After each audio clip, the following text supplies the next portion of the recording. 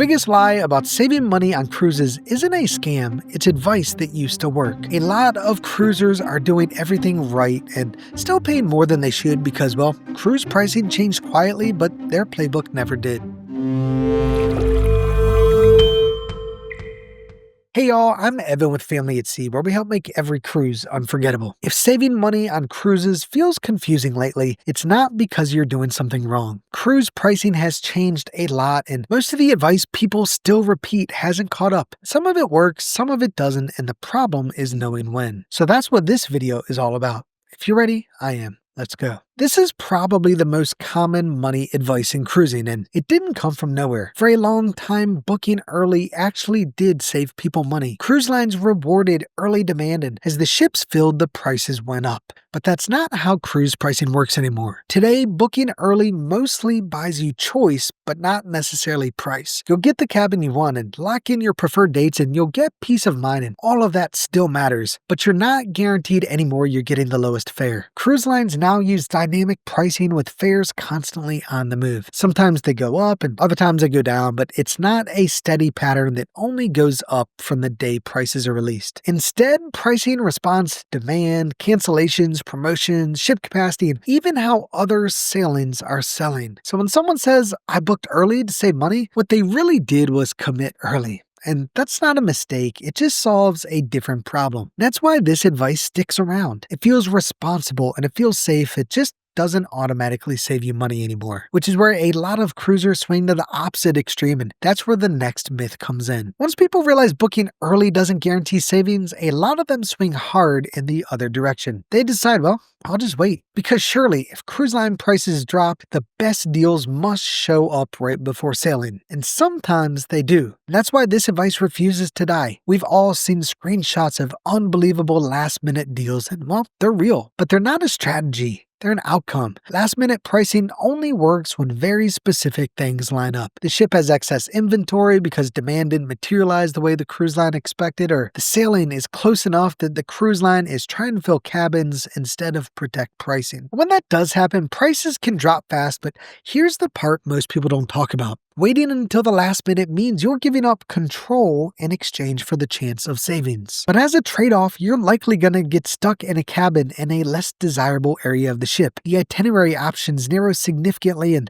the flights get more expensive, so the money you save on the fare itself may be offset with more expensive flights. So yes, last-minute deals do exist, but what you lose in the process may not always make it worth it. This is where people get stuck between two bad options. They book early and hope the price doesn't drop, or they wait and hope the deals actually show up. And it's that bouncing around that's exactly where this next myth shows up. Now, this is where a lot of cruisers get tripped up because once you book a cruise, it feels final. You picked the dates, you chose the cabin, and you paid the deposit, and mentally the transaction feels closed. And because of that, most people assume the price is locked in stone. But cruise pricing usually doesn't work that way. Most cruise lines don't set a price once and walk away. They adjust constantly based on demand, based on cancellations, and based on how other sailings are selling. Sometimes the price goes up, and other times it quietly comes down, and the catch is this: cruise lines are not going to call you and let you know, "Hey Billy, the price of your cruise just went down $500. Give us a call, we'll lock in that lower price for you."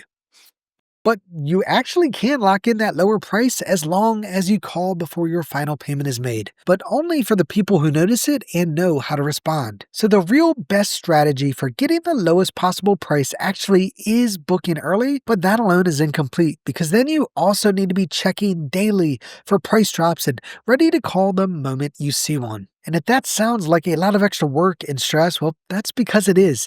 And that's exactly why I don't leave our bookings to chance. I use Cruises.it. They're a travel agency that actually tracks fares for you. So when you book early and prices drop later, they're already watching for it, and you don't have to do a thing. They just send you an email to let you know, "Hey Billy, I just want to let you know we saved you $500 on your Alaska cruise this summer." That's it. So instead of refreshing websites or guessing timing, you've got a real person in your corner ready to save you money, who knows your sailing, knows the cruise line, and can actually fix problems before they ruin your vacation. And even better, they always make sure we don't end up like Frank, who showed up to Port Miami ready to board the cruise leaving out of Port Canaveral and told the port agent, "Hey, it's all Florida."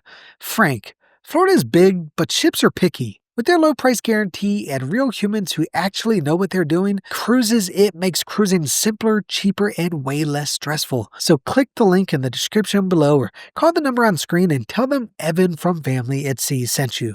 You'll be glad you did. Cruise loyalty feels like the responsible choice. You sail the same line often enough, your status increases, and over time the perks start to add up. Boarding feels smoother, you recognize the ship layouts, and the process becomes familiar instead of stressful. Those benefits are real and they can absolutely improve the onboard experience. But the mistakes happen when loyalty gets treated as a value guarantee instead of a comfort upgrade. Cruise loyalty programs are built to reward repeat behavior, not to ensure you're paying the lowest possible price, and over time, loyalty can narrow your field of view. When you stay with one line, you stop comparing itineraries, ships, and inclusions as closely, and you start anchoring on what you already know, and as a result, a higher fare feels easier to accept because, well, the experience feels familiar and the benefits feel earned. And look, that trade-off can make sense.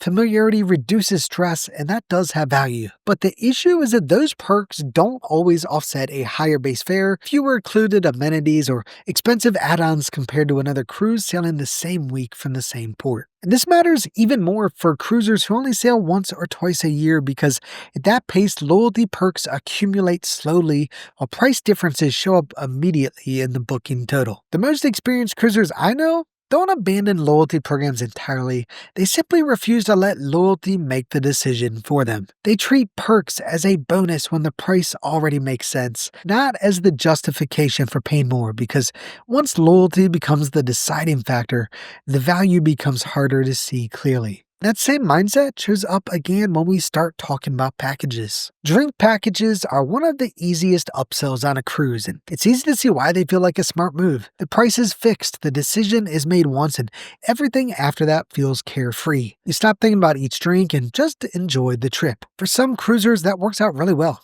If you drink consistently, stick to the beverages included, and spend most of your time on board, the math can make sense. But the problem starts when the package becomes automatic. Drink packages are priced around an average that assumes steady consumption every day of the cruise. That includes port days, early mornings, and evenings when you might not feel like drinking much at all. The cruise line doesn't need you to avoid drinking altogether for it to be profitable. It only needs you to drink less than you think you will. What many cruisers forget to factor in is how their actual behavior changes once the cruise starts. Port days cut into onboard time, early excursions shorten drinking windows, and sea days vary based on weather, shows, and how tired you feel by evening. The package does not adjust for any of that. There is also the reality that not all drink packages are created equal. Some packages exclude specialty items, premium brands, bottled water, or coffee drinks that people assume are included, and that can lead to extra charges layered on top of a package that was supposed to simplify everything. For families and casual drinkers, the gap is even wider. 4 or 5 drinks a day to break even sounds reasonable, but it often falls well below the break-even point when you factor in how much less you'll drink on busy port days or a much-needed day of recovery after having too much fun the night before. The smarter way to think about drink packages is not whether they are good or bad, but whether they match how you actually cruise. When the package fits your habits, it can work. When it doesn't, it quietly becomes one of the most expensive assumptions people make on board. And that same pattern shows up again when we talk about cabins. Balcony cabins are one of the most emotionally compelling upgrades on a cruise. The idea of stepping outside, feeling the breeze, and watching the ocean roll by sounds like the purest version of cruising. For many people, a balcony feels like the moment the trip becomes special, and sometimes it absolutely is. The issue isn't that balcony cabins are overrated. The issue is that they're often treated as universally worth it regardless of itinerary, ship design, or how often people actually use their balcony. Because here's the truth, a balcony adds value when you spend time on it. And that sounds obvious, but it's where the math usually breaks down.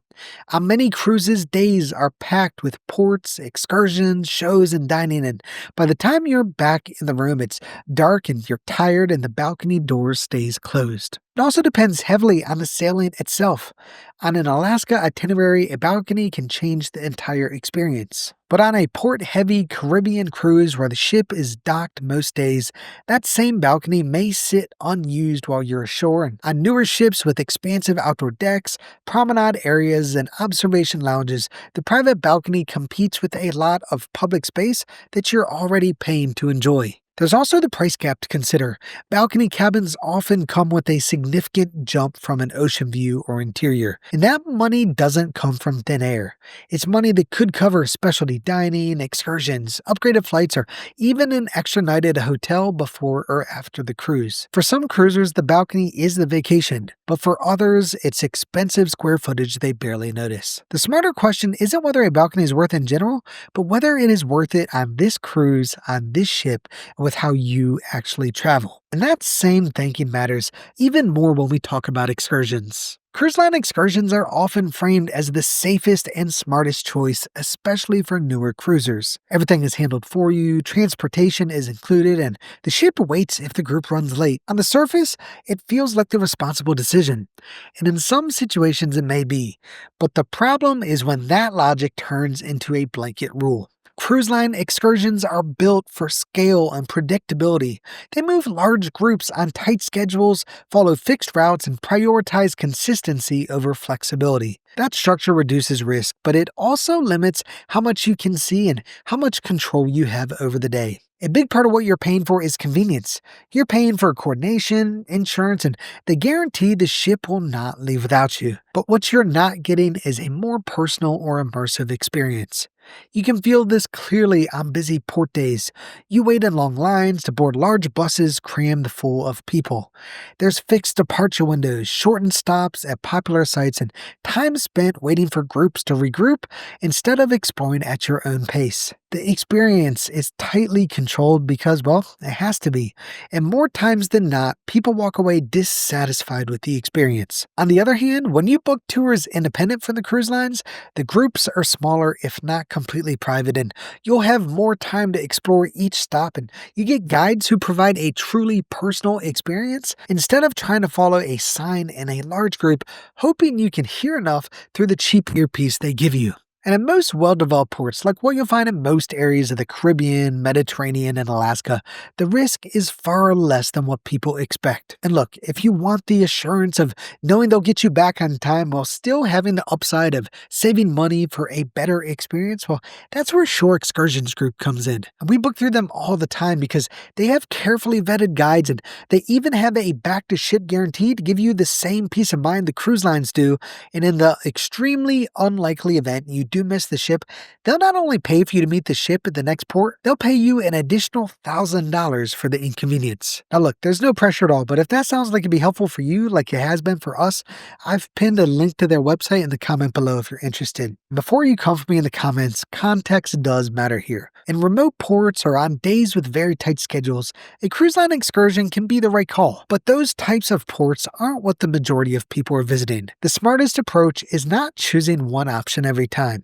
It's understanding the port, the timing, and what kind of experience you actually want that day. And that same value versus convenience trade-off shows up again when we zoom out and talk about trip length. Shorter cruises are often pitched as the budget-friendly option. Logic would imply that less days at sea means less money spent, and for people cruising for the first time, a 3 or 4 night sailing can seem like the safest financial entry point. And in total dollars, they usually are cheaper. But the problem is that the total cost and value are not the same thing. Short cruises tend to have a higher cost per day than longer sailings, but the fixed costs of operating the ship don't change just because this sailing is shorter. So those costs get concentrated into fewer nights.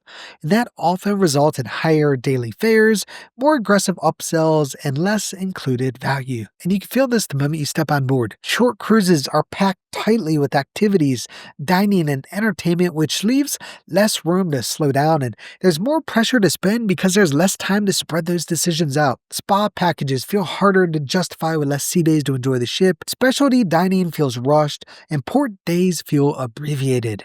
And travel logistics matters too. Whether you cruise for 3 nights or 7, you still need to get to the port.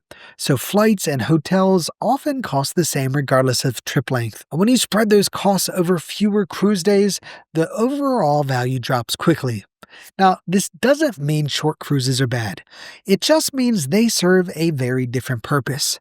They work well for locals looking for quick getaways or testing a new cruise line without committing to a full week. But they're not as effective when the goal is maximizing value for a family vacation. Longer cruises give pricing more room to breathe, the daily cost is often lower, and the included dining and entertainment matter more, and you'll have time to enjoy the ship without feeling rushed, which naturally reduces impulse spending. So the question you should ask isn't how much will a cruise cost, it's how much experience are you actually getting for the time and money you're investing. And that's really the thread running through this entire video. Saving money on cruises isn't about tricks or shortcuts. It's about understanding how pricing works, where value actually shows up, and when the old advice applies and when it doesn't. But here's the bad news. Even when people understand all of this, a lot of them still overpay. Between shifting fares, fake deals, and bad timing, it's way too easy to pay thousands more than you should without even realizing it. The good news? I've got 2 brilliant tools you've probably never even heard of before, and I'm going to show you exactly how to use them to save a ton on your next cruise. No shady booking sites or last-minute strats, just a couple of very simple strategies that can save you hundreds and maybe even thousands on your next sailing. So don't stop here, check out that video next and I'll show you exactly how we cruise better for less. I'll see you there. If you're ready, I am. Let's go.